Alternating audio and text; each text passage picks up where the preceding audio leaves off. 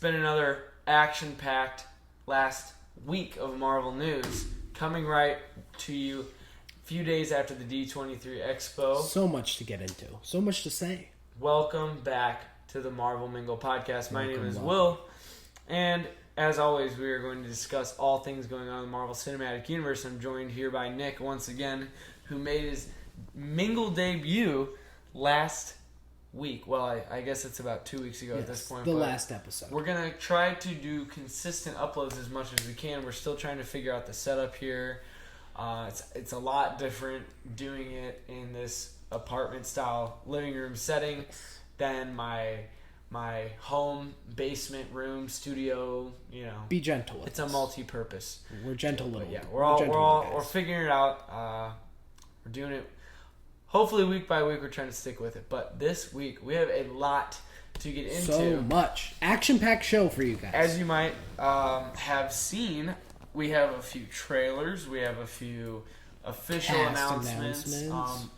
No real official new project announcements besides the fact that Werewolf by Night was officially brought forward and announced. I feel like this is the first time a Marvel project has seen such a, I guess, small window between announcement and release. That to me is strange that they waited so long to confirm. I mean, everybody knew that was happening. It's been rumored for I don't know, a year now or something like that. Most people could be forgiven for thinking that was a confirmed thing that they were doing. Yeah, well, we got closer and I was like, is this going to be a next year thing? Because I know it ain't releasing during Christmas time. I know they can't just delay it to like May, a Halloween special. What they're doing with it reminds me of, you know, those little like dinky Star Wars Lego like specials they do for like summer and Christmas and Halloween and all that stuff. It reminds me a lot of that. I'm interested to see the length of it. I don't think it's going to be anything more than like 45 minutes. I mean, I doubt it would be. Yes. So this is interesting. Marvel's first special. It's presented in a very unique way we've never seen before. I love the black and white look. I love the aesthetic of it so far. It looks super, like old vintage. Like even the ad for Halloween it reminds me of like a Universal Monsters picture. Yeah, you know, like an old time way back 30s, in the days. Dracula, something like that. It like, you know, I'm a big theme park guy. It actually reminds me of like the advertising for like the Halloween Horror Nights at Universal. Just like it's meant to be campy, it's meant to be cheesy. Like I love that old school horror aesthetic. I think that's so neat. I don't know. It's a cool fun. concept. It should be fun. It's nothing like it's not something to be,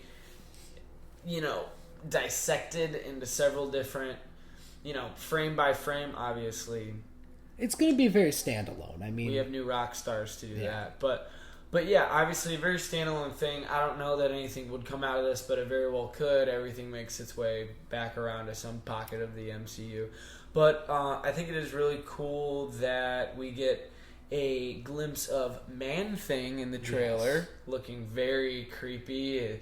I don't know if they're going to go for all practical effects on him, or nothing's fully practical anymore with Marvel Studios. I don't know that it ever was, but he just his look very much reminds me of what they tried to do with the Swamp Thing show. Yeah, well, for DC. Exactly. I mean, they're copied. They're basically copied characters of each other. I don't know what came first. Couldn't tell you. Yeah. I'm going with DC because that's typically how it's been. Yeah. We have the DC Comics stan that knows plenty about Marvel and all things comic. You admit that you enjoy it, so. I love Marvel. I let you in the door. I love Marvel. You guys know I wouldn't be here talking to you. I just like to give you a little grief. Give you a hard time. But I do think that it's going to be interesting. The fact that it's releasing October 7th, I thought this was going to be like right before Halloween kind of thing, but no, we get to spend all October with Werewolf by Night. So that's exciting. We have... but it will be bladeless. The Blade cameo was so that was actually brought up on the Weekly Planet podcast with some kind of some sort of a rumored scoop that Blade was supposed to make a cameo, but it was cut for scheduling, either timing or scheduling conflicts or something like that. Probably with Mahershala Ali. Obviously, he got his voice cameo in Eternals credit scene with Dane Whitman, Black Knight. So that's cool. But we also, a cool thing about it to me is that Michael Giacchino, very well-known composer of projects. A wide array if we're looking, outside of the MCU, although he's done various MCU work, he's done all of the Spider-Man. He's done Spider-Man trilogy. I'm trying to think of other Marvel projects that he's worked on. I know. I actually think he did Love and Thunder, but I can't remember. But mid soundtrack. Really, except for really the Guns N' Roses. Yeah, I like the Ragnarok sound better with the Mark Mothersbaugh. But Giacchino's directing this time around, which is very interesting. I just punched the mic. That's something we have never. I don't know about his directing history, but that's really cool to see a composer just hopping on and I'll take this. They're doing a lot of experimental things with this, which I think this is the right space for experimentation, like specials, things that aren't connected to the entire narrative that they're building. Right. I think this is the exact right space for experimentation, and I'm all for it. Like, I'm really excited to see what they do with Werewolf by Night. I think that it is 100% going to be a fresh, little fun thing. Like, it's easy to stress over as, like, a Marvel fan. Are they going to mess this up? Are they going to do something? We all have expectations going in to most Marvel projects because they're all usually tied to characters we know. But this is new. This is fresh. This is just something to kind of sit back and wait to let it hit you. But we got. Now, I do have one more question before we move on from Werewolf by Night. Oh no, I was just going to talk about the cast a little bit. You got more? Okay. Well, yeah. So I was just going to say, Gael Garcia Bernal, I hope I said that right, is playing Jack Russell, aka the Werewolf by Night, and then we have Laura Donnelly playing Elsa Bloodstone. So that's pretty exciting. But what was your question about the Werewolf by Night? So my question is, if this is successful, if this is well received, do you see Marvel doing more specials like this? I'm obviously not tied to maybe like holidays or anything, right? But Guardians holiday special, right? But do you see this becoming a more like reoccurring thing for like to draw subscribers to Disney Plus for short amounts of time? Or is this going to be something that they relegate to like 2, maybe 3 things that they do through the rest of Phase 5 and 6? Well, I feel like a Lego special comes out every holiday. Obviously that's different, but Disney Plus does a lot of specials with different IPs and different properties. Like they've done all kinds of like Disney Channel holiday specials and Simpsons stuff like get a whole bunch of specials. Simpsons get a ton of specials now. But I do think that Marvel Studios will probably continue rolling out with a few specials every now and then. I forgot that a Christmas special was coming up in the Guardians, but I'm excited for that. That's going to be another one of those, like, I think things that are not touched on much until about a month or less before. Hey, as they can't be as bad as the Star Wars holiday specials at least. I think I when they announced the Guardians holiday special, I feel like that's what they're kind of riffing on. Yeah, they're gonna have fun with it. I hope they have a Life Day or something like that. It's a Guardians like Christmas special. Are you kidding me? That's gonna be. I'm excited for that. That's gonna be a lot of fun. It's gonna be funny. They can do some really wacky, zany shenanigans with the characters, and that'll. I'm excited for these specials. I think it's a cool a fun little thing treat for the fans. Yeah. Low risk, a low stakes, wrapped just Christmas present or candy for Halloween. Thank you, James Gunn, for putting that under the tree this holiday season. He's the real Santa Claus. He is. Don't let your parents tell you any different, kids. Correct. I think it's fair to say we can move on to our next D23 little piece of info, a little news piece. We're just going to go project by project, I think. Okay. And something else that was touched upon, of course, we have Ironheart, which they brought out Dominique Thorne. They brought out Anthony Ramos, who will be playing the Hood. The Hood. And that's pretty exciting. They teased also announcing that Ryan Coogler would be executive producing. But they did tease that this would be one of the first showcases in the MCU of kind of tech and magic clashing. So I'm really excited to see that. I think right now in the news stage, I'm most interested in the character of the Hood. I think he's got a lot of basis in Marvel Comics for a lot of like upcoming projects. Oh, yeah. Like I was telling you before the show a little bit. So the Hood is a big part of Devil's Reign, which could be the direction they're going with Daredevil season 4. Nick was doing some research before this. I could see him being integrated. I mean, obviously his powers come from Dormammu, so easy Doctor Strange connection there. Oh yeah. They could bring in the Cabal during Secret Invasion because Skrulls try to infiltrate their little cabal of villains. But yeah, further than that, I think those are like the 3 most likely directions they're going to take that character. And I think that this is a really interesting place to kind of introduce him into the MCU. But absolutely. I'm excited to see, the tech and magic battle and see how Ironheart maybe, learns from... I mean, you'd have to think that she'd have to find some way to counter mystical things. So yeah, that's even more cameo opportunity, I guess. Yeah, I don't even know, I could see this being a very self-contained show. I mean, obviously, Riri Williams is going to have already cemented herself in the MCU. This is post Black Panther. Wakanda Forever. Yeah. So we're going to be familiar with the character, and I think, obviously, after that movie, it's going to bring a lot more hype to the table regarding the show.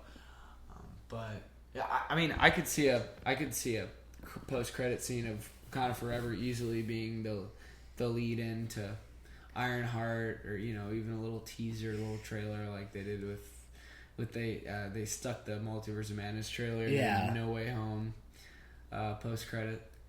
But I'm excited for Ironheart. We knew about the Hood, but it's gonna be interesting to see a gunslinging sorcerer. Magic weird. Yeah. He's got such a cool aesthetic too. He looks cool. His aesthetic. I don't know. I'm excited for Ironheart overall. I love me some armor. I love me. It seems like they're gonna they're gonna take Riri in a really, really cool direction. So yeah.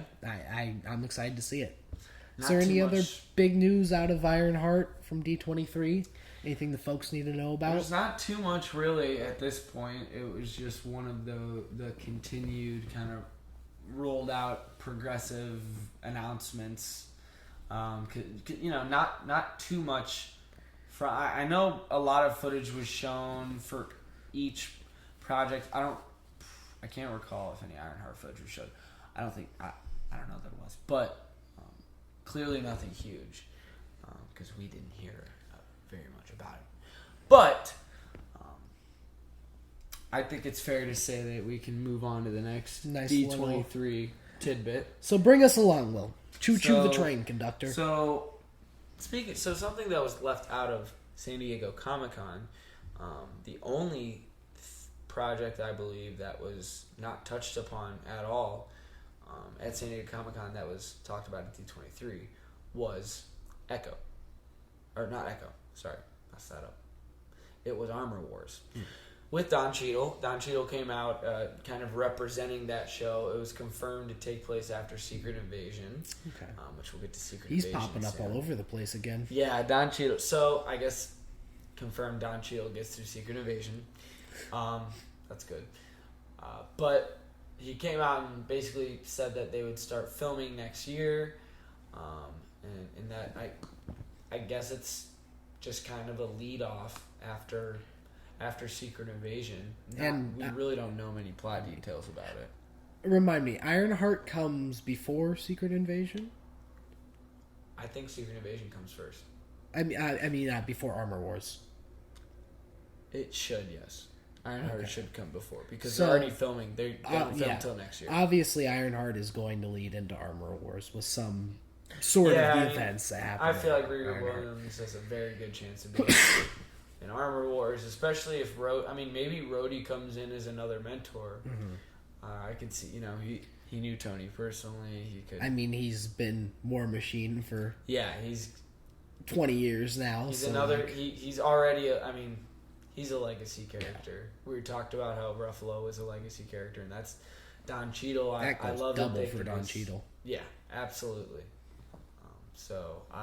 And both of them were recasts. That's kind of funny, but they've cemented themselves as the characters. There was one thing that I found funny that I saw as a possible explanation. Oh, it was a scroll explanation for who played Rhodey in Iron Man 1? Oh, Terrence Howard. Terrence Howard. From Terrence Howard being recast, that's going to be a scroll explanation is the rumor for Secret Wars, which I think would be hilarious and very meta and something that I would enjoy to see a lot. Very much. Do it for Bruce Banner. Well, that's where I was going next was the Ruffle Scroll. Scruffalo. While funny to think about, I would actually hate for that to happen. Really? I would not like for that to happen. Because you don't then like you get a bunch of confusion, and Tony's dead ass wouldn't be there to be able to vouch for it, and then you'd have to explain, was Tony not shocked when two completely different looking humans were the same person in his life? No, we don't need to overcomplicate things. I suppose. That's just my take. You don't want to see Scruffalo and Scrody? No. I think they are immune. Actually, I don't know. I bet you somebody's going to Don Cheadle scroll at one point during Secret Invasion. Yeah. But seems like he's going to make it out just fine. So, got any more lingering questions with Armor Wars? We don't have too much going on there. Nothing too big. I mean, like I said, I love me some armored characters. Oh yeah, I can't wait to see them again. I love seeing how the tech evolves. That's one of my favorite things about the Iron Man characters, just seeing, or Iron Man adjacent characters too, is seeing the tech evolve, and I really like that. Continues to evolve. I don't know how much more evolved it could get, but already at bleeding edge basically. So yeah, right. So I mentioned Echo. I almost started talking about Echo, but Echo is the next project that was kind of brought along further. D23 was shown footage, and it had none other than Vincent D'Onofrio's Kingpin. The Kingpin! Wilson Fisk, who did show up on stage and recovered from a bullet to the face rather well. Yes, so the biggest takeaway from this footage, so the description was basically that, Maya Lopez was coming back to her hometown and was dealing with the repercussions of her actions in New York City from Hawkeye. But the biggest takeaway was the return of Kingpin, and he is bandaged in one, I'm pretty sure he's in one eye, is what I'm hearing. And in the comics, that's a big, that's a big part of the storyline. Obviously, we didn't know if Lopez was going to shoot Kingpin in Hawkeye, but that happens, and we're like, that's straight out of the comics. For sure. So the bandaged Kingpin returns.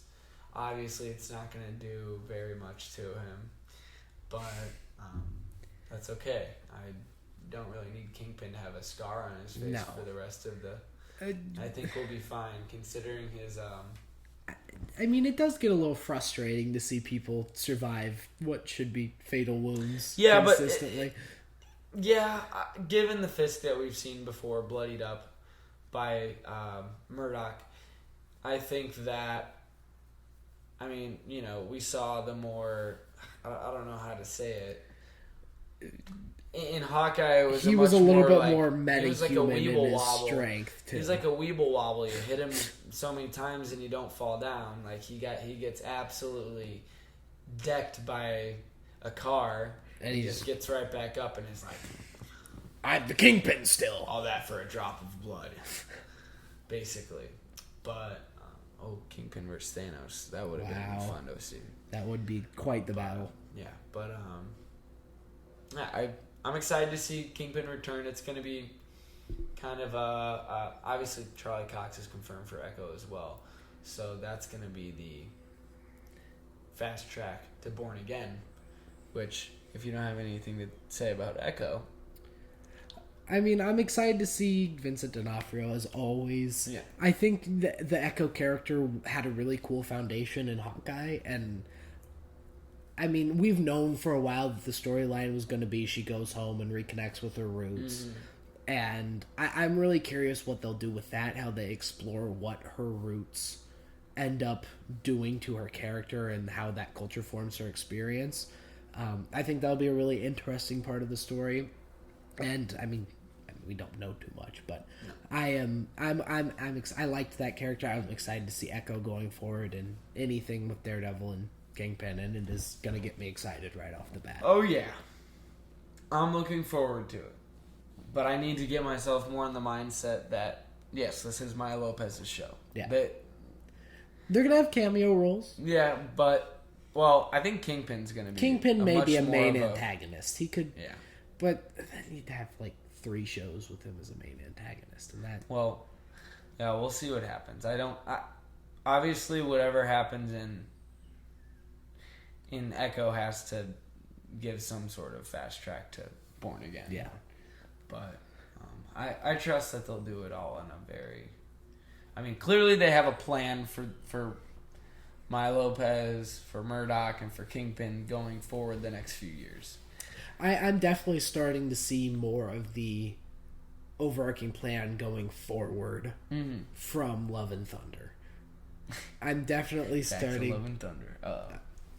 My rage is unbridled at that movie, but I'm definitely starting to see the lack of structure that I was complaining about through most of Phase 4. You're starting to see more of a presence of structures. What you're saying? Yes, I'm starting to see some Phase 1 and 2 level set up and payoff that could possibly happen. It's still all theoretical, but it could possibly happen. There you have it. That's it. I'm looking forward to it. But I think it is fair that the next thing we discuss would be Born Again, because Cox stayed on, or I'm sorry, D'Onofrio stayed on stage, and we hear Charlie Cox's voice coming from off stage. You know, he said something along the lines of, "What about my show?" Or why don't we talk about my show? And then he joined D'Onofrio. The two were back on triumphant stage together, reunion, officially, presenting Born Again. And discussing it. It got a little bit of a new logo. It had the DD symbol in the background. Pretty cool. Mm-hmm. I still think they should go back to the Daredevil font from the textile from not only the original comics, but the Frank Miller comics, but the interlocking Ds, Netflix show, the double Ds, if you have to. That's the best. I know that they're trying to be the least copycat that a copycat show can be. So I don't know that they'll bring back, like, I bet you they'll do some, I don't even know how to say it. So I bet they'll do a theme song that's just like a reverbed version of Daredevil that's like clearly not as good as John Pisano's theme, and they're gonna do the logo. Like, they're gonna change. I looked at the logo. I was like, okay, they're gonna change that up about 10 different times before the show comes out, because that's what they do. I mean, every single logo. It's still so far off that they're gonna. They said this at the panel. They said that they don't have any footage to show because they're still a year away from filming. So next spring, spring 23 is when it seems like they're gonna start. And they did show a clip from the one of the upcoming She-Hulk episodes that has Charlie Cox in there as Daredevil, Mr. the Devil. And it was, I think, kind of like this flirty-ish scene between him and She-Hulk, which we'll have to look forward to coming up. And it does seem like from Charlie Cox's interviews at D23, like, he will only be in one episode of She-Hulk. And previously, it seemed like we were getting the idea that he'd be in a few. Because, Wong stuck around for 2 episodes. It seems like maybe Wong's maybe more. From She-Hulk. I mean, yeah. But it seems like all the footage from those trailers that Wong's been used completely. I don't know if we'll see him. But Anyway, let's not get too much into She-Hulk because we might have a little bit to say about that later. I definitely think Mr. the Devil will show up in more than one episode of She-Hulk. So? They've done this kind of fake out before. Potentially. It would completely ruin the surprise if they were like, oh, he's going to be in 2 episodes, and they're going to be episodes 6 and 7, or... I don't know. It's just like they decided that this surprise wasn't going to be a surprise for a long time ago. Well, at San Diego Comic-Con, when they stuck Daredevil in the trailer for half a second, that's when they decided that the cat was out of the bag, because we all knew that it was going to happen. We just didn't have confirmation. Right, but you can still be surprised by the way they execute it or how he shows up. So I think that's more the surprise they're going for, not, oh, he's here, but because they tried that with No Way Home and, that. Yeah, they tried that. Everybody knew. I think it still made his entrance damn sick still. But, yeah. I mean, it's one of those things where everybody anticipates it. It's like Marvel has had such a... I mean, I feel like it's impossible for them to keep many secrets at all now. Like, way too many. I can't tell you the last time I've been, genuinely... surprised, shocked or surprised because I read so much. This is what this whole podcast is about. It's a prime example of how many eyes are on the Marvel Cinematic Universe. When your eyes are constantly on the MCU, you're going to be unsurprised by a lot of things. But Born Again, I am very much looking forward to, and they did not have much to offer, except for that they would be shooting next year. And they got 18 episodes, and they did make Cox did make sure to it was clear to interviewers that this is not a season 4 of the Netflix run. This is a fresh take. But me and Nick were having this discussion the other day. It's a soft reboot. It's nothing to be worried about. People are so quick to the trigger when they say, "Oh, it's a new Daredevil." Well, it's a new show. They couldn't just literally say Netflix Daredevil season 4. They've done things like that, like Disney's never, like, you've seen other shows breathe new life. Fuller House. Well, yeah, like that Fuller kind of House. Stuff. But even I'm saying like didn't Brooklyn Nine-Nine get picked up by another? I think that got picked up by another. Fox sold it, maybe, I don't know. It got picked up by another network after it got canceled. I forgot where it originally was. It was on Fox first. But I don't know if that was like that wasn't just, it wasn't like Brooklyn Nine-Nine Born Again. It was a continuation, like another season, right? Yeah. This is 100% still a continuation, but not necessarily, like, it's going to be new stories and new adventures in the MCU setting. We've said this millions of times. It's just going to be, They're going to allude to the events that happened in the first 3 seasons of Daredevil. Right. It's not going to be like a complete, like, every character's plot line is being thread through. That character will probably be informed by the experiences that we see in seasons 1 through 3. He's going to be experienced. Yeah, he is experienced, and we do know that from those clips, or the clip that we've seen in She-Hulk. Yeah. He's going to be kind of this mentor to She-Hulk, and he probably will be a mentor to Spidey in some sense. At some point, yeah. But, yeah. Their paths are destined to cross. Very safe to say, while this isn't obviously a season 4 of this narrative, it's because it's now in this large MCU playground, which I talked about originally. So, nothing to worry about here. I think the show's in good hands. I think we'll see a lot of the original cast return. I do have one more question for you on Born Again. Story predictions. What do you think's going to happen? Just preliminarily, what do you got for us? Okay, story predictions.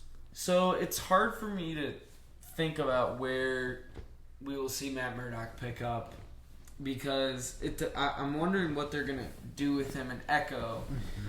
If he's just going to come in and, like, talk to Maya, or if he's going to, like, I feel like he'll have an interaction with Fisk, or he will get very close to an interaction with Fisk, and maybe that leads in. I mean, season 1 of Born Again is going to kick off. I mean, I think it's going to be action-packed right off the bat.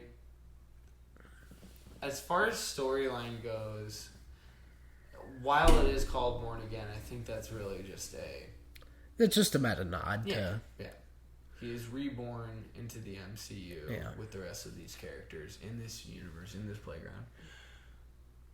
They did a lot of the Born Again adaptation in season 3, so I just don't think that they're gonna sit with a lot of that. I do think Bullseye is gonna come back. I think Wilson Bethel's Bullseye is gonna come back. I don't think they're done with him. I think they want to do more Bullseye because Marvel Studios, I think, has a perfect setup for Bullseye because the credit scene to Daredevil season 3 was him getting surgery, and we see kind of the eye thing. The eye, it's the bull's eye. Yeah. And so here we go. All right, season 4. We know that season 4 of Daredevil on Netflix, as planned, was going to explore Bullseye and also Leland Owlsley's son, the owl. Yep. So I don't think that they'll do that necessarily, but I could be wrong. I think that they're going to do what Marvel Studios has done lately and just pick out of the treasure trove of heroes and villains. I do think that we're going to see some familiar faces hero-wise as well. I think that it's very likely that Frank Castle could pull up again. They're going to use this as, I think, a major establishment and continuation to of the Defenders, street-level MCU. Well, to build off that, they have been going pretty hard lately into picking out, Love and Thunder again. I mean, picking out specific comic arcs and condensing them down into MCU properties. Secret Wars, one movie. Exactly. Came down to see one movie. So what I am thinking and what I'm seeing for Daredevil is I'm seeing Devil's Reign.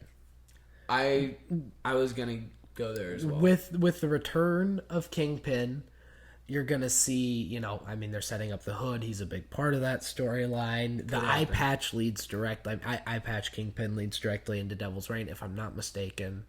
My comics knowledge on Marvel isn't as vast as my DC comics knowledge. I'm trying to gain more comics knowledge, but obviously that's not something you can rely on crazy with Marvel. But it is something to kind of base things off. It is things we can get ideas of, and we have been right a lot in the past with stuff like that. And Devil's Reign is really a street level hodgepodge of characters. You're going to get the Punisher in that show. You're going to get the Defenders in that show. You're going to get Spider-Man in that show. You're going to get Doctor Strange even in that show. If they were to do a true Devil's Reign adaptation, you are seeing the street level MCU at its finest. That is one of the defining MCU, well, not MCU, but Marvel Comics arcs for the street level, and it's really a story that opens up the Daredevil character's possibilities. After that, he goes into Shadowland. You could get him taking over the Hand and becoming crazy totalitarian like he does in Shadowland. There's all kinds of cool and that brings Elektra back. Now that's crazy because I'm gonna go back to your Doctor Strange thing. That's not gonna happen. Yeah, I don't think that's gonna happen. It could. Anything is possible. They got the toys to play with. Doctor Strange is gonna pull up in Daredevil. I'd be a little pissed. I'd be like, get the hell out of his show. Let him have his moment. Doctor Strange, you're on probation right now. Go. Your movie sucked. Go away. Your movie was mid. No. Nick worse than also mid. Does not like Multiverse of Madness much. He has a much deeper disdain for it than I do. But that's a story for another day. Anyway, I do think that the Devil's Reign thing is very interesting because I feel like there was something floating on the rumor mill about Kingpin potentially being beefed up to run for mayor. I think that it's going to be another Wilson Fisk tries to get the public image. He tries to be on the public's good side again. We did see that already in the Netflix show, but to a lesser extent. It was just more him cooperating with the feds than. I think 100% Wilson Fisk is gonna. But the reboot, the soft reboot, does provide very fertile ground for that to happen. I mean, in Hawkeye, we see him, like, kind of barely scraping by in terms of Kingpin. He was in the shadows once again, which is where we saw him in season 1. He was in the shadows. He was the man behind the man behind the man. He was the man behind the curtain. And that's who he was in both season 1 of Daredevil and in Hawkeye. And that gives fertile ground, I think, for his public image to be good enough to run for mayor. And I'm running for mayor. I hate superheroes. People. Well, absolutely. That was tease. He said, I need the people to know that this city belongs to me, and that's the same Kingpin from the show. I mean, they're there. It's the same. It's the same characters. We're just going to see them to a much higher level in terms of scope, scale. Mm-hmm. It's going to be interesting seeing Daredevil in a very CGI-rich show, because most of that was practical and stunt work. I think they're going to lean heavy into the stunt work like they did. I hope they do. I hope they do fight choreography. I hope they keep They have to. They know they have big shoes to fill. There's no reason to CGI a Daredevil show. Most of the characters are humans. They're normal humans. Well, I think he's already... It's funny because the first glimpse we got of him in Born Again was like he does his little flip over the car into the frame, and I'm like, well, yeah, that was definitely CGI. But stuff like that. That's what they're going to do. They're going to do CGI-infused fight scenes and stuff like that. But they don't have a huge reason to overutilize CGI. No, not at all. But yeah, I do think that Devil's Reign is something to look forward to. I love that story. I hope they adapt it. I need to read it. I need to look into it. And like you said, Elektra could very much come back. Some people are talking about the rumor that Eiza Gonzalez would come back or would come to play MCU Elektra instead of Elodie Young. I also doubt that if Elektra does come back, which she dead as of right now, but But I mean, that Shadowland, he resurrects her. That's the whole point. Well, yeah, she'll come back.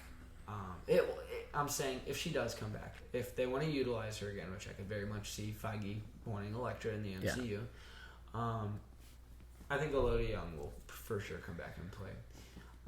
Just like Kristen Ritter's going to come back and play Jessica Jones.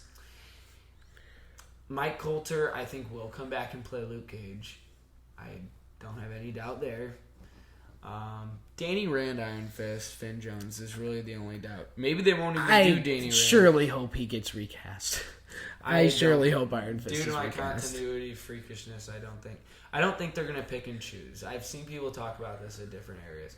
They're not just going to pick and choose. Claire Temple, actually, Rosario Dawson, the other day, was talking about Claire Temple and what that was going to look like if she was going to come back. And it's like, okay, she's right there with, she's playing Ahsoka. Yeah. All they need to do is Disney's already got her on contract. Yeah. Come here. Come pop it in this. Yeah. And she's willing to. So you would not utilize her. I mean, yeah, I think Night Nurse 100% could come back. Yeah. But that's also something that's like, we might not... I doubt that we would see every returning cast member of Daredevil for season 1. I think we'd for sure see Karen and Foggy. I don't know who we'd really see past that. Because I do think they're going to have some new characters, obviously.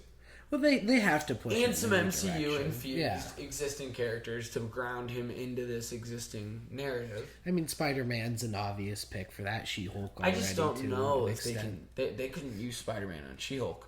Oh, no, not in She-Hulk. No. You can't use Spider-Man and Daredevil then if you couldn't use Spider-Man and She-Hulk. Unless I guess you struck that a deal. Determines he did show up in Spider-Man, though, so you have to talk to Sony. But I just don't see him popping up on a Disney Plus original show. It really... Besides, it's animated, there's rights still, seem to be different. Yeah, there's still a year... I mean, there's still a year where a lot of different deals could be struck. Yeah. And it took a long time for them to even get the rights to use them after Netflix. That would be a logical kind of waypoint between, Spider-Man's next movie, his next movie outing, and perhaps No Way Home. And I don't know if I ever mentioned this, but I put this on Twitter like a few months ago, but I put like some frames of when like Murdoch and Parker, or I think Murdoch kind of figured out who Peter Parker was, or the other way vice around. versa. And that's cool because given in the context of No Way Home, Peter's secret identity is once again restored. But I think Murdoch could very easily figure that out. And I think that's something we'll see. Yeah. I think we'll see. I mean, Feige said himself that the leaders of street-level MCU are going forward are Daredevil and Spider-Man, which we'll see them on screen together again. There wouldn't have been... I mean, I think that had they not anticipated Daredevil to team up in the future, suited up with Spidey, they wouldn't have put Peter Parker and Matt Murdock on screen together. They're obviously building that little connection for later on, and it makes too much sense. It's another one like putting Daredevil in She-Hulk. Yeah, I mean, it just makes too much sense. Yeah. Okay. Yeah. Two street level crime fighters in New York City. Yeah. They'll meet. I don't have any doubts. Yeah. Anything else pressing your mind about Born Again? I'm out of Daredevil talk, which is weird. That's okay. Yeah, I don't want to keep talking about it because this would be the rest of the podcast. And we do have a very busy week. And we're approaching now one of the biggest stories, one of the biggest developments of one of the most surprising pieces of news. You guys are still in for a ride. We have so much more to get to. Oh, yeah. So I'm going to get to Captain America after Secret Invasion, but I think right now is a good time to pinpoint probably the biggest trailer takeaway from D23. I was at the Iowa Hawkeyes football game when that trailer came out, and my friends were like, "Stop! You gotta stop! Like, get off Twitter!" Like I was told multiple times to get off Twitter. You couldn't. And I was like, "Secret Invasion trailer, Wolf by Night." Like, no, I'm sorry, I'm watching this right now. Couldn't react. I just had to press on it. But I am very excited for Secret Invasion after seeing that new trailer. As am I. What do you think about that trailer? I think that the trailer looks phenomenal. I think that I'm going to love the spy thriller direction. Espionage thriller, baby. I love Sam Jackson. I love the character of Nick Fury. He looks awesome with the beard. This is the best he's looked so sick. Ever. Such a good look. MCU.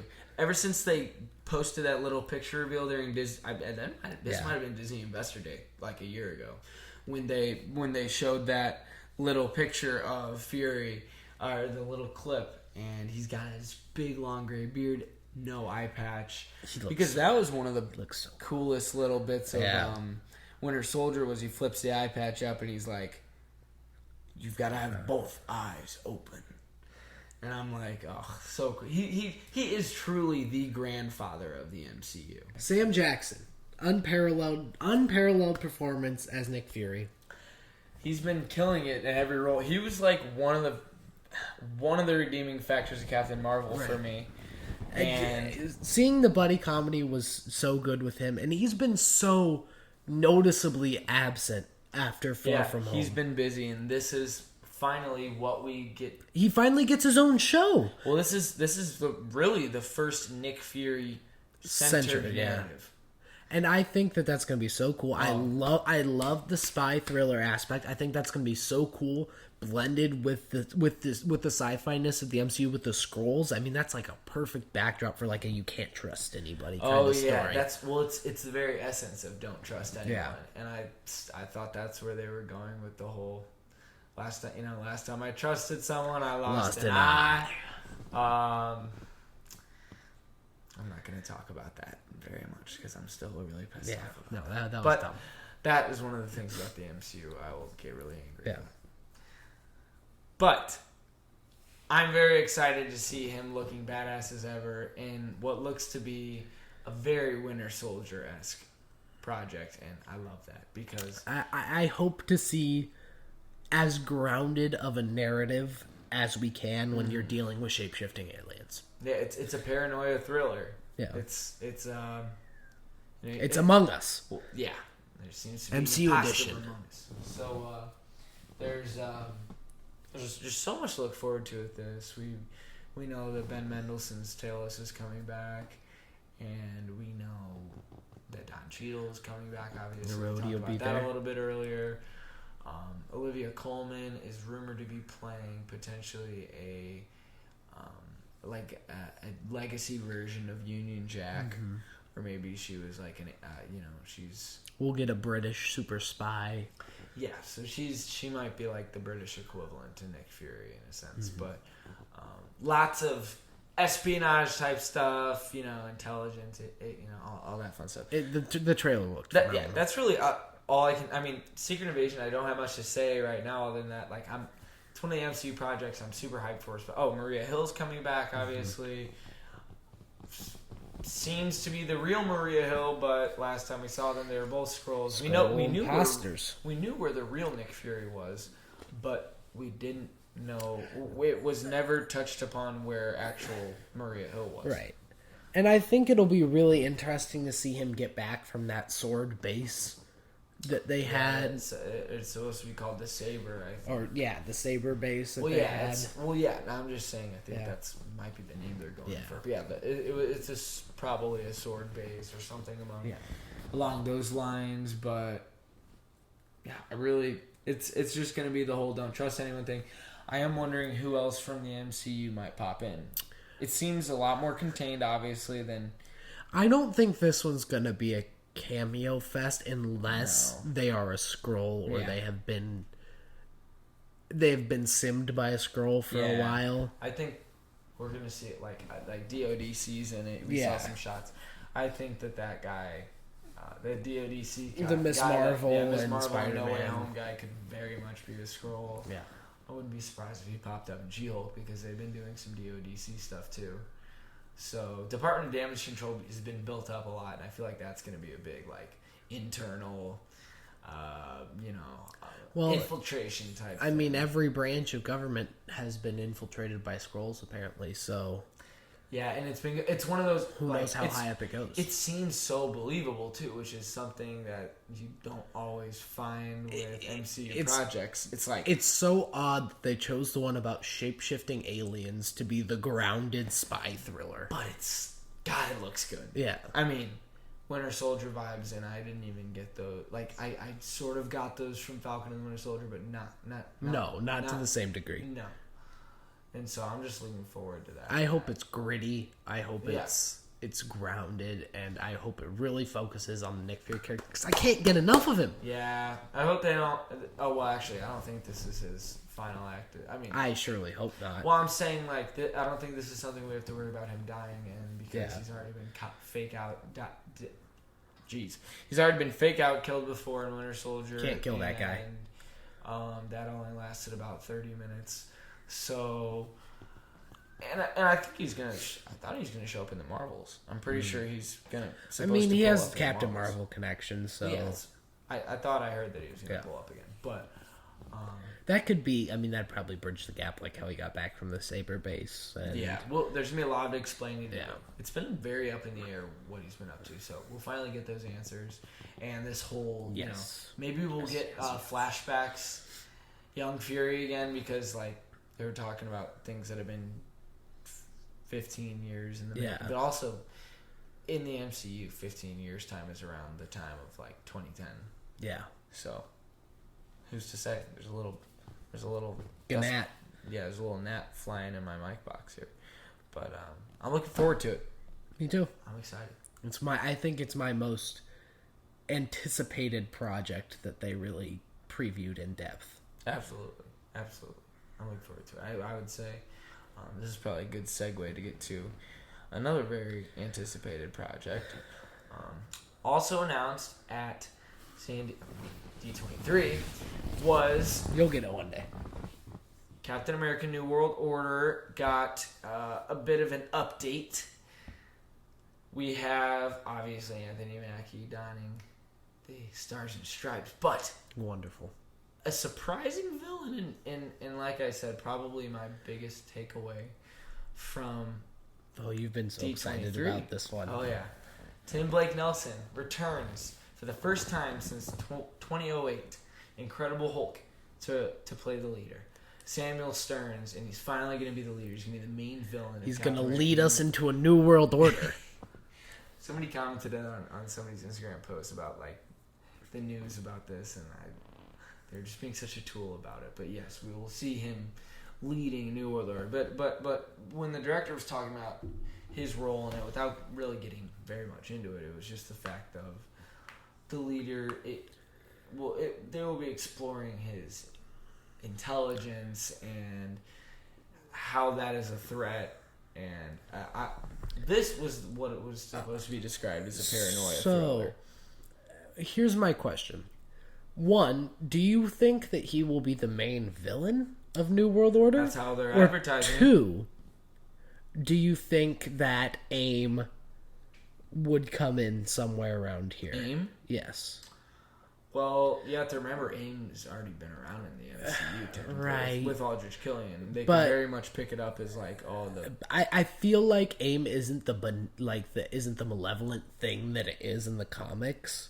Well, no, and not yet at least. And AIM has gotten to the point where it has been like a new corporate world order where it controls the policies of nations and. Well, we know MODOK's coming. Yeah, but. That's a whole other branch with the Ant-Man Kang thing. It does seem though like MODOK will be set up for other appearances post Quantumania. Yeah. But I don't know if they'll go into AIM. I mean, the leader, I really don't know too much about it, but I am very, very happy that Tim Blake Nelson's finally being plucked out of return, because that's been one of the longest continuity. Continuity. I mean, not even that it was a continuity error, because it was never like, but it was one of those forgotten things put on the shelf since the formation of the MCU, and so that's why I'm so excited for this. Is that we finally get to see him, and I've been wanting to see this for a while. I just want to see what he looks like, because it's going to be another one of those things where it's like, are they going to Uncanny Valley She-Hulk him? Is it going to be an animated face, or is it going to be like a big old CGI Megamind head? Like, I'm excited to see that, because the very last shot we saw of Samuel Stearns, the gamma's dripping into the gash in his head, and it's expanding. He's like, he does that. I love Tim Blake Nelson. He's such a goober of a character in some of his portrayals. Like, I don't know why, but his most prominent ones, I know it's like Oh Brother Where Art Thou, and he's done like countless other things. I love him as an actor, but I've known him from Incredible Hulk just because of the prominence of the MCU in my life, but like also Scooby-Doo 2 Monsters Unleashed, Dr. Jonathan Jacobo, the pterodactyl ghost. That's exactly how I remember him. And it was just like a very kooky. Do you think he'll be able to put together a menacing performance? Well, as that's what the I'm wondering. leader? Like, he was very like laughable to me. Like in the Incredible Hulk, he was kind of like he wasn't like overly funny, but just the nature of his character was like obsessed. Like he's like the classic nerd. Yeah, exactly. He was like, oh my god, like this is so cool. And then like, you know, Betty Ross is like, you gotta, like, you're gonna kill Banner, and he's like, whoa, and he's like obsessed with it. So I'm wondering if it's gonna be one of those over obsessive, like mad scientist type things, or I don't really know the personality of the leader in the comics. I'm not too familiar with the leader. I also don't think he's a Captain America villain. He's not at all. Normally, I don't think so. He's a Hulk villain. I can't think of a comic interaction between the two. I'm sure there is. I'm sure some of you out there know them, but I don't know if he'll be the main villain. I don't know if he'll put together a menacing performance. And what has he been doing for the last 20 years of in-universe time? Well, that's the great thing, is that it makes sense that he's had this much time to develop into some complete other. You know, he's had, like I said, like 15 plus years now. I want to know what Banner thinks of this. I want to know, you know. I hope he's not a one-off villain, because the leader's a very important Marvel Comics villain. But I'm just so excited because I was thinking for a long time, okay, Captain America New World Order, how is this movie going to make a statement? How is it going to set itself apart as not only a Captain America movie that can stand the test of time, but a new reinvention, something that can carry its weight, right? Something that has sequel potential and all that. Yeah, and Sam needs his own unique stories. And I think that they're definitely going in the right direction with that. Because I love Sam picking up the shield. I love him taking up the shield. He's going to be an amazing Captain America. I mean, Anthony Mackie's awesome. What more can you really ask for on that front? No, yeah, I love Mackie. I mean, I really liked him in Falcon and the Winter Soldier. I just think I want to see more out of him. I want to see more of him as Cap. I want him to like really surprise me. I mean, I love him as a character. He's been in the MCU for, by the time his movie comes out, it will have been around 10 years that Anthony Mackie's been in the MCU. He's another legacy grandfather.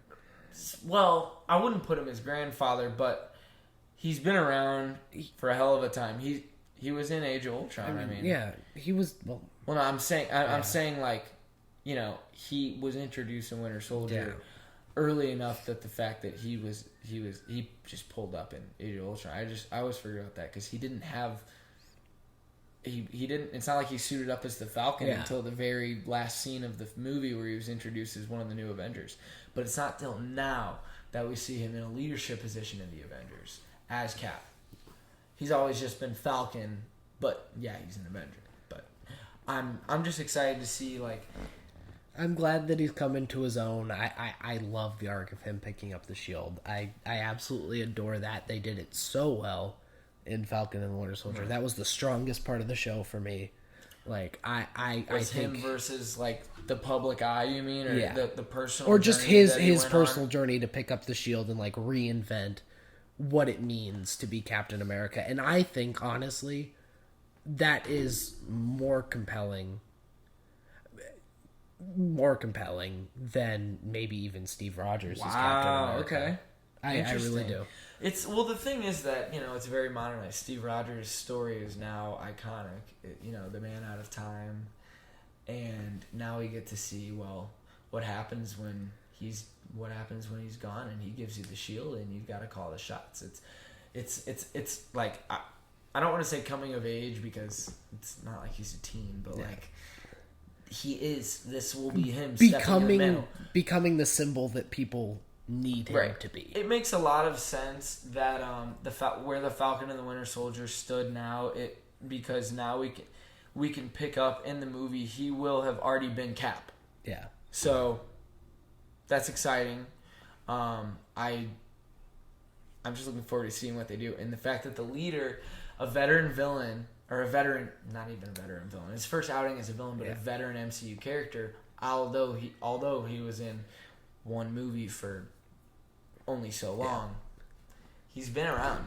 I definitely think they're going in the right direction, especially if it is Sam versus the system. The New World Order title to me implies it's Sam versus the system, and I think that is like the strongest evolution of the Captain America character. Is not like he's not about the flag, the red, white, and blue. He's about you know, the eternal values of freedom and prosperity for everyone, the things that America's supposed to stand for.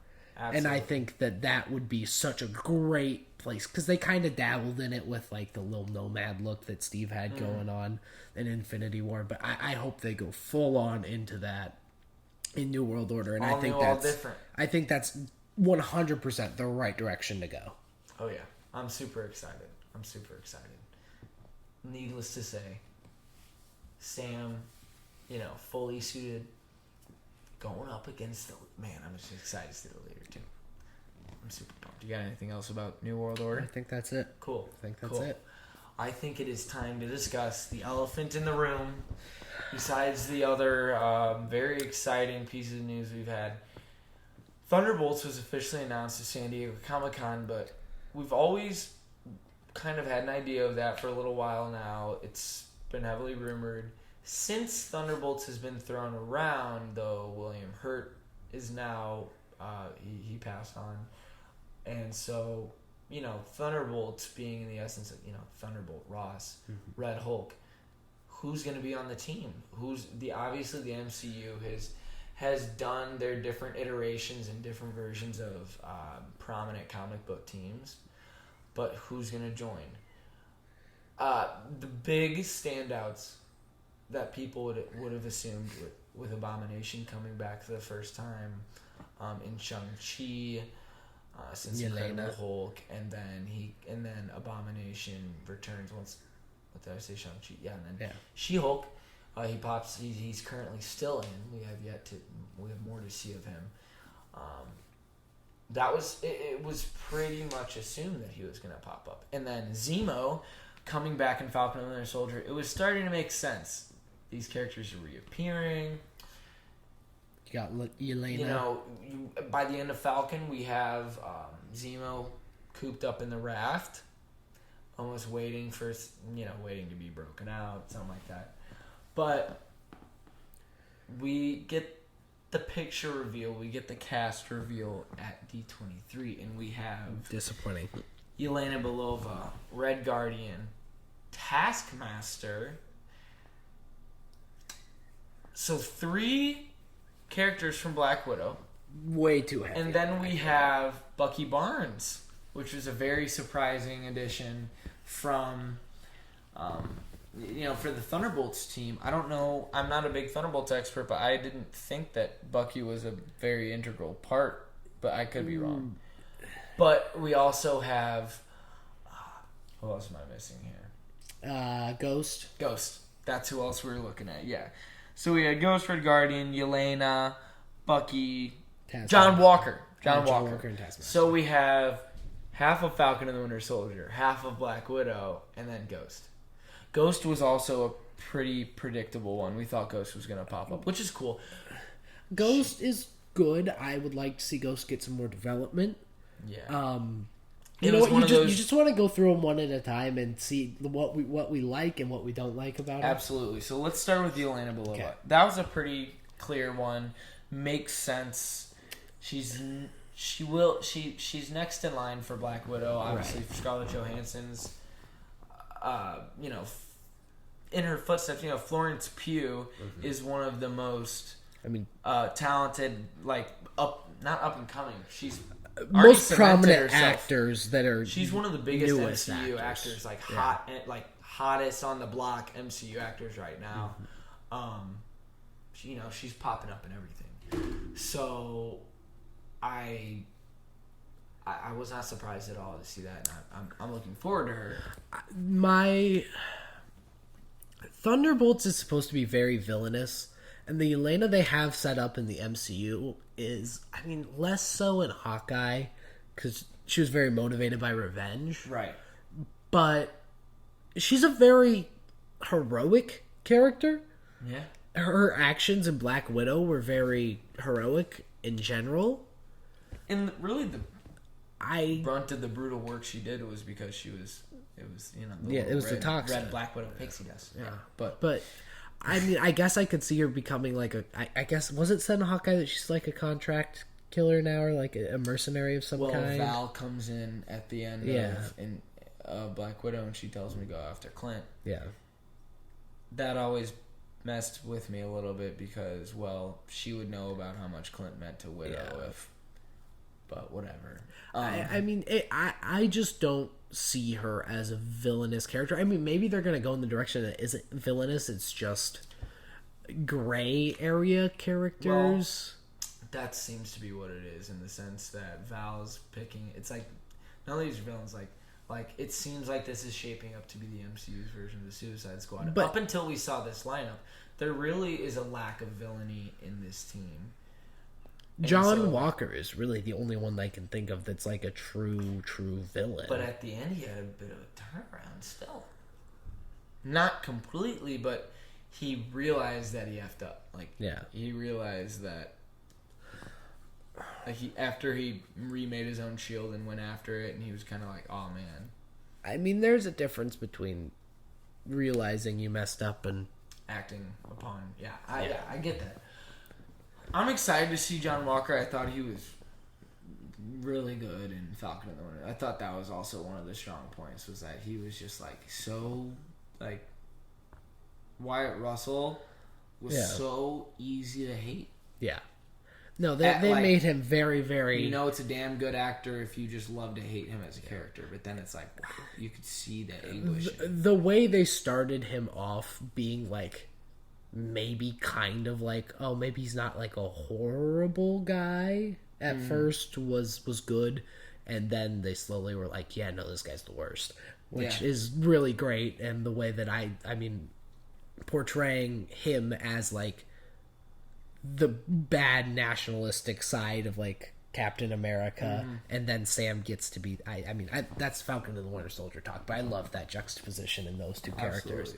But do you want to move on to him next? Just kind of add like Bucky? as his no, keep with John Walker. I mean, do you have any more thoughts about him? I don't really have anything else to add about John Walker other than that. Yeah, I'm excited for him. I mean, I think he's like, he made sense. Besides him and he was gonna show up. him, Elena, and Ghost, I think are the top three, and he seems the most like genuinely villainous, or like willing to go to the worst lengths out of everyone on the team, and I think that'll be interesting. The common theme here seems to be like most of this team's had experience being like contract killers. I think the Ghost was a contract killer. They were all, or a lot of them were also tools or weapons used by other people. Well, yeah, that's exactly it. Yeah. They're going to play a lot. And there's still going to be tools and weapons used by other people. John Walker, not really. Which, was a kind of he was a attack dog for the U.S. government. I mean, well, yeah, but he wanted to be that, but then he realized it was a kind of a false. Like he was going at Captain America with the wrong approach, maybe, but he thought he was. Yeah, he thought his heart was in the right place. Now that I say that, though, like I guess that makes sense. That these are all people that have been. I mean, Red Guardian was a tool for the Soviet Union. Yeah, Yelena was a tool for the Widows. Ghost was a tool for Shield. I mean, Shield used her to murder people. Bucky was a tool for Hydra. Like they're all manipulated. Been muscles for other organizations, and the fact that I don't know who Val represents or works for. Maybe it's just for once it's like maybe that's the whole thing. I bet like the first trailer comes out and it's like, I mean, Val is like the Amanda Waller of So once again, getting to this equivalent of the MCU's Suicide Squad. You get that aspect of they've all been used or mistreated or whatever, but it's the whole thing of you got a lot of like morally great people to do. So we don't even know what it's going to be yet. We don't know who the villain's going to be, which is interesting because I was going to talk about the leader and just like I thought that the leader was sort of thrown around by a lot of fans, speculated to be maybe they'll pull him out for that, but obviously. New World Order is taking that, but So I just don't know what they'll be doing, who they'll be going up against. But obviously, it's going to be the whole. It seems like the whole kind of Suicide Squad situation where Val is the Amanda Waller, and she's bringing this kind of ragtag team. What do you think? Will Yelena be the leader of the team? That's what I'm kind of leaning towards. That's what I'm saying. Like Bucky has the most. Bucky's a straight up hero. I mean, if we want to move on, he's made the full. He is literally an Avenger. Like Bucky is a straight up hero at this point in his arc. Like he's fought to safe to say he's pretty much one of the grandfathers. Like he gave his life to bring back half. Well, he didn't give his. He's not dead, but like in Infinity War, he died defending half of the life in the universe. Like he is a straight up hero. I don't know what he's doing on this team. Yeah, but you know it is going to be easy for him to relate to them, and maybe he's going to be that voice of reason that brings them together. It's like, hey, we can't be. I've been there. I know what you've been through. I'm just interested to see how Val comes up, and it's like, oh my god, he and John Walker are going to butt heads again. I'm excited to see that. That'll be interesting. It's going to be a continuation of that beef. I want to kind of rewatch Falcon. Obviously, I'm going to need to rewatch that before Thunderbolts, before Captain America. Yeah. I'm excited to see that dynamic again, and the whole, we're going to have, like, in terms of getting, like, camaraderie and stuff, the Black Widow crew is all going to be, familiar with one another. Speaking of the Black Widow crew, what do you think about seeing Red Guardian again? Because I think he was the most, like, out of left field pick for this team out of all. I mean, they already have 3 super soldiers on the team. Right, yeah. I mean, Taskmaster's going to be interesting. I guess Taskmaster. They all know. Super soldier. Yelena and Red Guardian are going to have the understanding about Taskmaster, which I could talk about Taskmaster in its own respect, but, like, it's interesting. It was very interesting to see Red Guardian hop on the lineup because he seemed like a one-off comic relief character to me. Yeah, but I also wanted to. I love David Harbour. Yeah. I love Stranger Things. I love Jim Hopper. I mean, maybe it does need some comic relief, and that's where he'll come in. He will continue to be he'll be the comic relief of the team. If you look around, who else is going to be the comic relief, right? Yeah. But he's going to be great. I think that I am very surprised to see him, but it makes sense because the MCU continues to make a lot of changes to lineups of comic book teams with what they are currently working with, and David Harbour is such a big name actor as well. That's like, well, maybe I'm not as necessarily surprised. Yeah, it's kind of like, oh, he's not doing anything. Let's throw him in. Bucky's not doing anything after Falcon. Throw him in. Yelena, she's going to cement herself as an Avenger in the future. But the rest of them, the Ghost has had nothing to do since. Yeah, Ghost no sense of direction after. Ghost would have been a one-off villain. And I'm really glad that Ghost is going to get some more development. I really thought her character was very compelling in Ant-Man. And I think it'll be cool to kind of see where her arc goes with, like, does she end up getting treatment? Is she able to control her powers? Like, and I wonder if Terrence Fishburne, Lawrence Fishburne. I don't know why I messed that up. I love Lawrence Fishburne. I wonder if he's gonna pull up and be like, "You can't do." I just wonder what they've been doing. Or maybe that's part of the deal that they struck to do the treatment. Was Val was like, "Hey, you come do things for me, I'll get you treatment." Oh yeah. Now, I do think though, to round out the Black Widow characters, I think the character with the most room for growth is most definitely Taskmaster. I feel like Taskmaster was so underutilized in Black Widow. Yeah. I would really like to see not the robot Taskmaster, basically, that we got in Black Widow. Yeah. Did she say a word of that? I can't recall. I mean, it makes sense. Like, she was just... she was Dreykov's daughter. She was under this...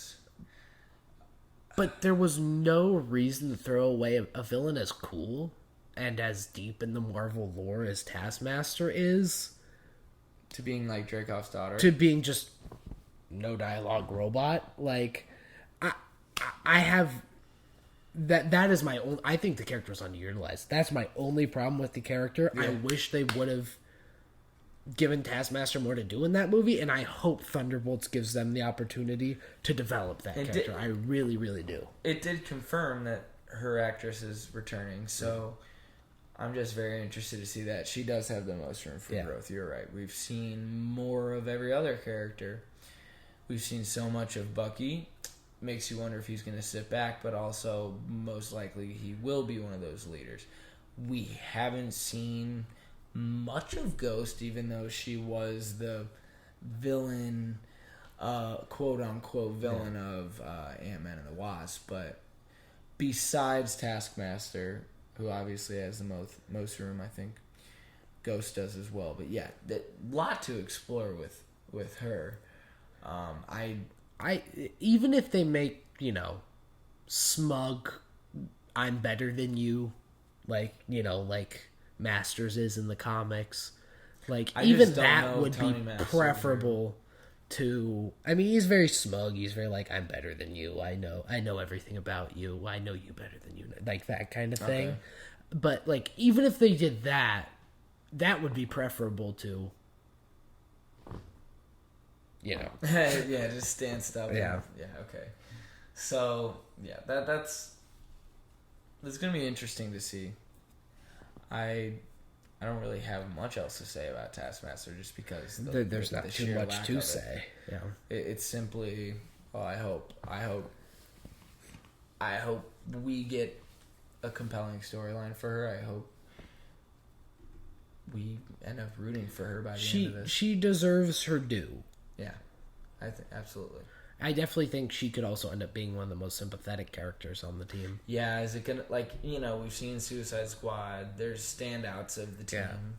There's ones they rely heavily on for, you know, emotional beats and stuff like that. But it's just a matter of seeing how it pans out. But I think it'd be silly to assume that this is the only iteration of the team we'll see.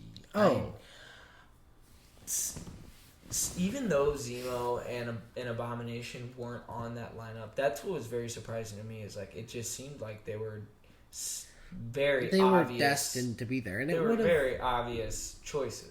I mean, Zemo he's an awesome villain in the MCU. I mean, that'd be so amazing. Yeah.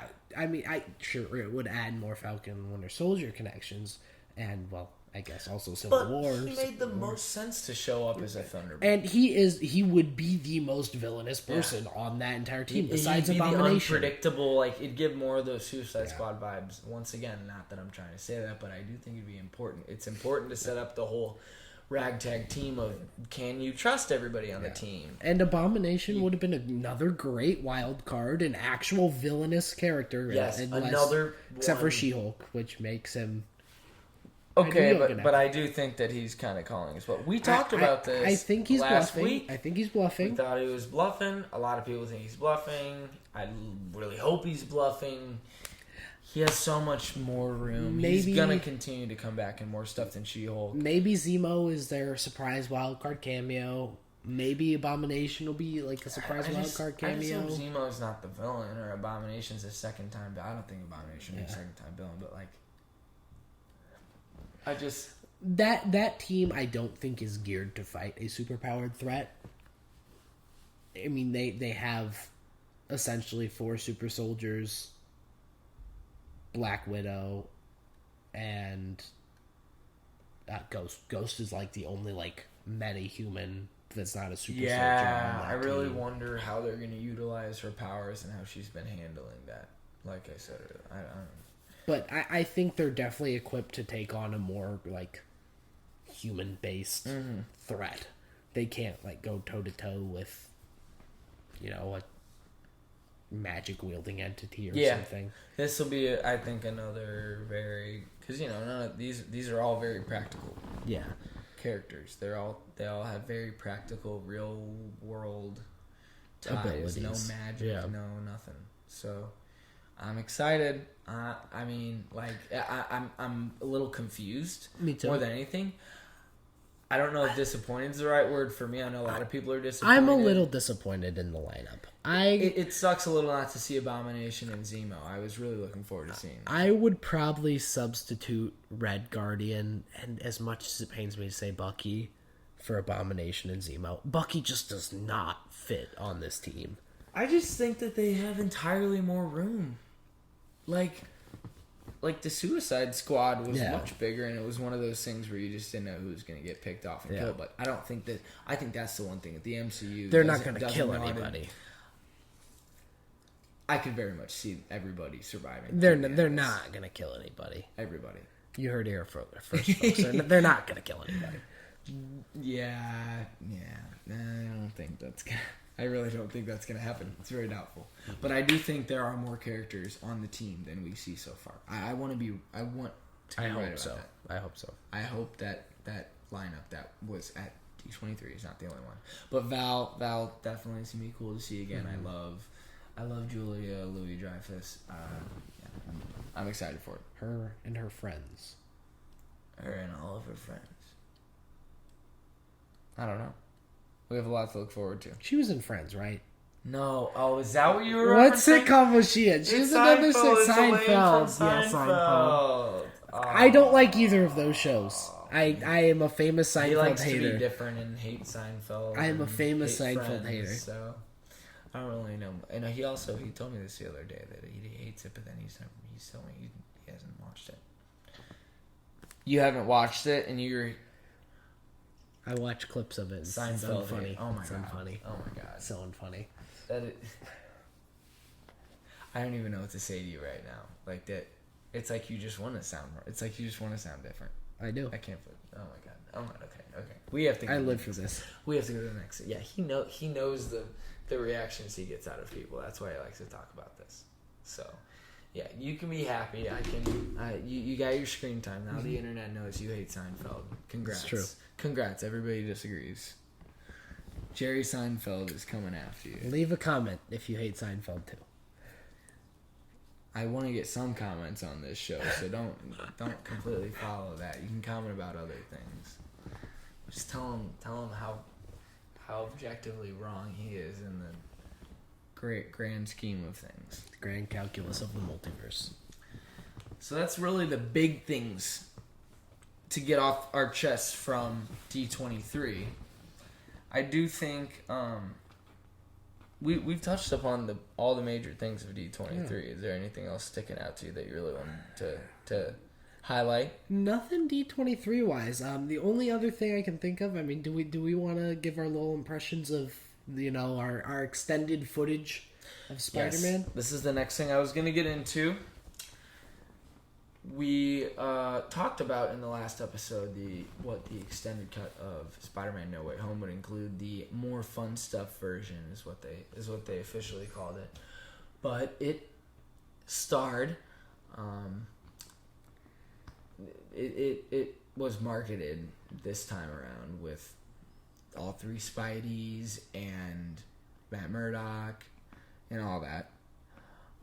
It had 11 minutes of footage. So Nick and I caught a showing of it the other day. We really want to see it because evidently that's the only way you're going to be able to see that cut. And it'll never be released or on DVD or whatever. It will be. So probably. Yeah. Or you could see like crappy YouTube recording of it. Right.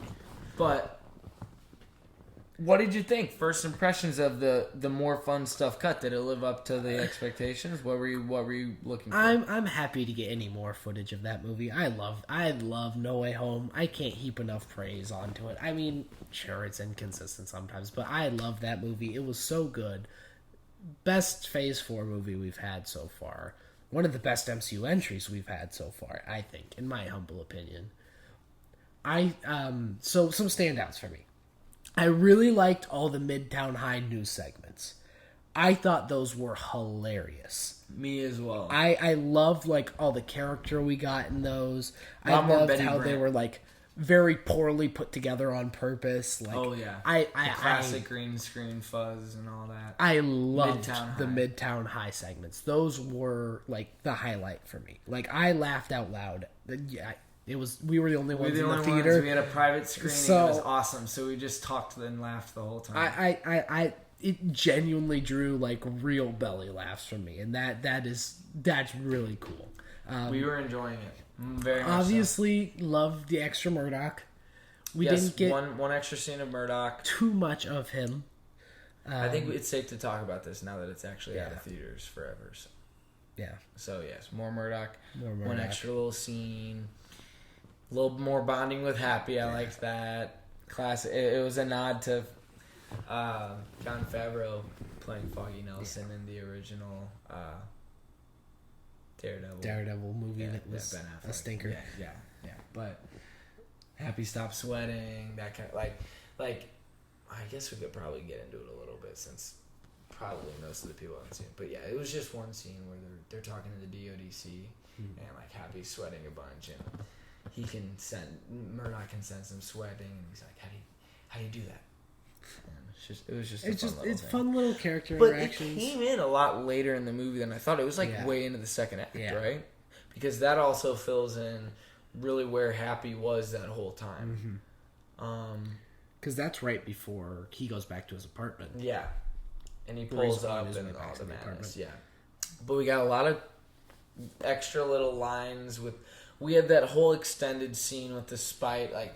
all three of the Spideys. The big one is the Spideys hangout. Yeah. I mean, that it was so... I like watching them all interact. Yeah. I mean, who doesn't? Interactions... It just added just that much more heart to a movie that already had so much heart and so much feeling put into it and love for like the fans and what the fans love about those characters. Yeah, they really went all in on the emotions in this one. It was just like great to relive the movie, but it made sense why a lot of the Midtown High stuff was cut. It made sense why, there's only so much time you have, but I just think it was a good idea to utilize it. I think it was, I just think it was handled well. I just think it was like a fun, exactly how it was marketed, just more fun stuff. There's really nothing more than that, and that's not considered an official director's cut, extended cut, Snyder. It wasn't. It's just Snyder stuff that got left on the cutting room floor. Yeah, it was here, we're gonna shove a few of these things in there. And they squeezed $9 extra out of me, so I'd call that a win for them and a win for me. Yeah. I was satisfied. I thought it was fun. It was a lot of fun. Cool. Well, we had more fun at the More Fun Stuff edition. It created more fun for us. It did what it was advertised. Absolutely. I think the final thing we could maybe touch on before we part ways is we talked a little bit about She-Hulk. That was a big topic of discussion the last two times, so we kind of sidelined it this time just because... So much news. D23 came in, hit the ground running.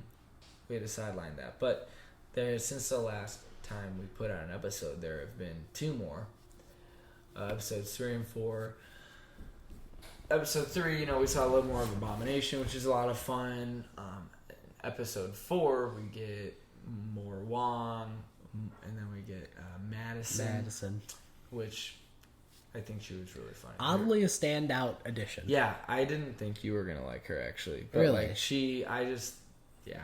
I thought that she was funny. She was funny, especially because most of her scenes were her over-the-topness was clearly, it was just, it worked. It was fun. Yeah. And she was just likable in the sense that, she was just so, almost oblivious to... the seriousness of the situation around her, which is why it works so well. And the dynamic that she has with Wong, she doesn't know that she's just chilling out with the Sorcerer Supreme, and it's such an some of the MCU's, it's an odd couple. Yes, some of the MCU's strongest strengths, its highest highs, are the unlikely pairings. Yes. And even if this is a one episode thing, it's such a fan favorite. Twitter went crazy about it. I'll say this every time, but literally I could see them doing another Wong Madison reunion just because people dug it so much. So She-Hulk is gonna have a lot of those. That's what I enjoy about the show the most. 4 episodes in, giving a more almost halfway through the series. I will say that the biggest thing about this show is that you can take a second and exist in the playground of the MCU, the world of it, and just have some fun. And there can still be action. There can still be excitement. It just can. You can take a little break from the stakes of the main MCU. You know that it's not gonna you can. I personally take comfort in the fact that you're not gonna experience any world-ending events. It's in She-Hulk's essence to do this. It's a weekly 30-minute comedy show. It knows what it is, and I don't have an issue with that. I definitely think that some episodes were better than others. Some jokes were, some jokes landed, some jokes didn't, but I think this show it knows what it is, and I like the fun of it. I just like more MCU content. I like seeing cameos. This show knows how to get me with that. Yeah. Wong in episode 4, I think was a lot. We were talking about this earlier. Yeah. I think Wong in episode 4 was a lot better than episode 3 by far. But I just love that they add more to the Wong lore. He worked at Target and Kamartage. Yeah. His LinkedIn. His LinkedIn. He watches The Sopranos. He has an emotional connection to The Sopranos. I'm like, God, this is fun. This is fun. I was having fun with it. So I will agree with you. I think episode 4 is the most fun I've had with She-Hulk. I think it's the strongest episode and the funniest episode. I mean, I especially like... I guess one of the things that got me, like, I like the parts that kind of ground the MCU into our own reality. Like, there's the knockoff sorcerer, Donnie Blaze, or whatever his name is. I thought that was actually really funny. Blaze, yeah. I thought that was actually really, really funny and really well done. Same with Elf Shapeshifter. Oh, yeah, the Asgardian. Pretending to be Megan Thee Stallion, but... Nick has his own thoughts on the Megan Thee Stallion. We're not even gonna get into that. Yeah, I don't want you to let your complete anger about that out on this. It's not anger. Okay, we'll get into just a small sliver of the point. If that did not follow the absolute tone deafness of Thor: Love and Thunder, where it's goofy, it's so goofy, I would like She-Hulk more, I think. Okay. If the MCU wasn't headed in such a goofy direction with the last couple entries, I think I would like She-Hulk a lot more, and it would be that added levity that would be necessary. But I do agree with you, though, that I like the stakes being lower. Yeah, I mean, we need to... We're not expecting it to be world-ending. MCU needs to shrink its stakes. It can't be the multiverse is in danger every time. It can't be that all of life is in danger. Because then what are stakes? We talked about this the other day. It's like, what are stakes if nobody the world dies, is going to end every single time and it continues not to? Yeah. You know what I mean? But it needs to shrink down, and I think She-Hulk shrinking down the stakes to just one person's life and how they live it is it's a nice touch. And I think Episode 4 really delivered a lot more of the humor in Episode 4, and maybe it's because I'm more used to the style now, but a lot more of the humor in Episode 4 landed for me. It was a lot funnier, and I enjoyed it. It was a lot more fun. Yes, I think a lot of people have slowly learned to have fun with the show. I think there's a lot of people who have been having fun with the show. I've been having fun with it. I'm just taking it week by week. You know, like I've enjoyed it. I've had fun with it. I love the appearances. I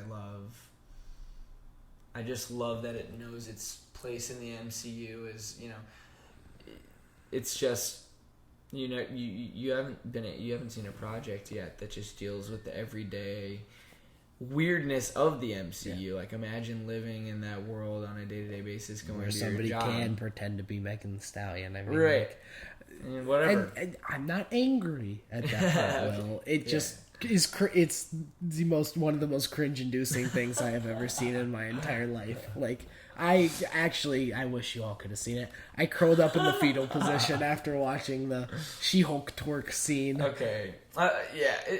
A lot of people got pissed off at this for very dumb reasonings and very I don't care. It doesn't break the MCU. It was cringy. Yeah. It was so cringy. Oh my god. Just seeing thumbnails where it's like the MCU She-Hulk twerks. It's like, oh god. You clearly are missing the entire point of this show, though, if you think that the MCU is forever doomed because she twerked with Megan Thee Stallion. Yeah. It was meant to be funny. It was meant to be a funny one-off credit scene. I like cameos. I think it was funny as hell that Megan Thee Stallion could just pull up in the MCU and be like, yeah. And it's cool that the MCU has that kind of reach and cultural relevancy that, you know, whatever, people like Megan Thee Stallion can appear. That's fine. Which is really cool. But yeah, no, it was so cringe-inducing that I can't get. Yeah, Nick thought it was pretty cringy. It definitely. It was a lot, but it was I didn't hate it. That's the whole thing. What I've been saying. I've been learning to have fun with the show, and I genuinely am excited to see what's next. And it is promising. It's exciting to see Daredevil around the corner. Yes, we've seen coming back to our guy. We talked about this earlier in the future appearance of Daredevil being we talked about possibilities of being one episode and all that. But we did get that mid-season trailer sneak peek, and it finally highlighted Matt Murdock in the show. And there was a line basically where it was like, Jen Walters can advocate for the law, and it was like She-Hulk can advocate for those where the law doesn't reach. The law can't help. Something like that. But that's the whole essence of Matt Murdock and Daredevil. That's the Daredevil ethos. Yeah. So absolutely, it makes sense that he comes in and takes her under his wing, and I'm looking forward to that. Murdock v. Walters, kind of. I don't even know why he's coming in. How are they? Why is is he going to be in California? I bet they're going to go to that Legalese bar. Yeah. But I want to know why he's in California if that is the case, because I don't think Jen just pops up in New York. Yeah, but I'm excited. I'm excited to see him, and I'm looking forward to whatever else the rest of She-Hulk. Yeah, the back half has in store. Yeah. So there's not much more really I have on my mind about it. Mm-hmm. I'm looking forward to it. I think we'll be watching it. Yes, probably. We'll be back here to mingle all about it and anything else. Unfortunately, now that it releases on Wednesdays, I mean, we don't get much time Thursday to catch. I guess Thursday at 2. Yeah. But we don't get much time to catch it Thursday. So yeah, we usually view it a few days late now. It's become like a Friday afternoon kind of thing, or even Saturday or Sunday. I don't think we watched until Sunday this week. Yeah, no, we were way too busy. Yeah, we were a little busy. It was a football weekend here, so a lot of stuff going on. But what do you say? You got anything else? I think that's it. All right, I think we close her out for tonight.